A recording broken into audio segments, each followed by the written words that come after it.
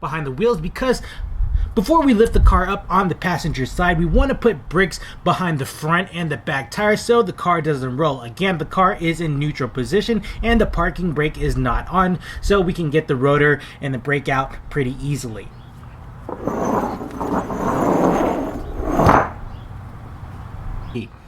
So my objective in this is to remove the caliper and the rotor as one unit, because if you just disassemble the caliper separate from the rotors, you will have to depress the caliper by using a keyed unit. It's like two dots that twist, and those tools, I don't have the specific tool for it. I have the AutoZone rental one, but it's not the correct key. It's actually a little bit bigger. So again, what we're gonna do is take out the caliper and the rotor as one, and it's pretty simple. Definitely you want to have you'll want to have a table, or you want to have bungee cords to hang the caliper and the rotor, because you don't want to destroy these brake lines right here by just letting it hang by itself. So definitely have a table or something to give it some height. What I'm actually going to use is the wheel as my table or my base. Behind this caliper, we will need to take off two 17mm bolts. They are at the top and at the bottom of the caliper. So start unscrewing it. You have the bottom one and then the top one down. And again, just take it off as one unit. So hold the rotor and hold the caliper together.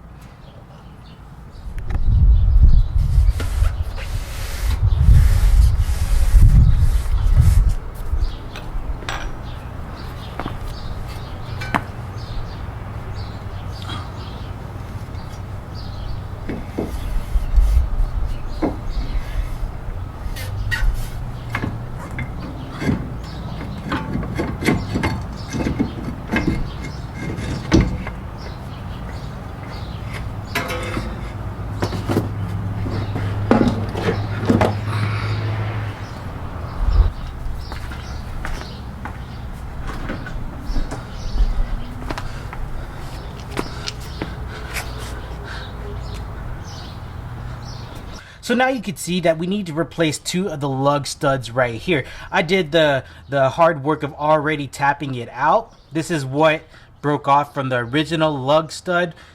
This actually fits here. What you do is just get a hammer and then just hammer that sucker out of there. It comes out pretty easily, and then what you're gonna do is just go to Mazda or AutoZone and buy some OEM lug studs, and you're just gonna hammer them in. Now in my particular case, I bought this wheel hub assembly from 1A Auto, and they actually don't fit the OEM spec one or the Dorman from AutoZone. So I contacted 1A Auto and they shipped out a new wheel hub assembly, and I'm actually going to back out two of these studs and place them on the older wheel hub assembly that I installed.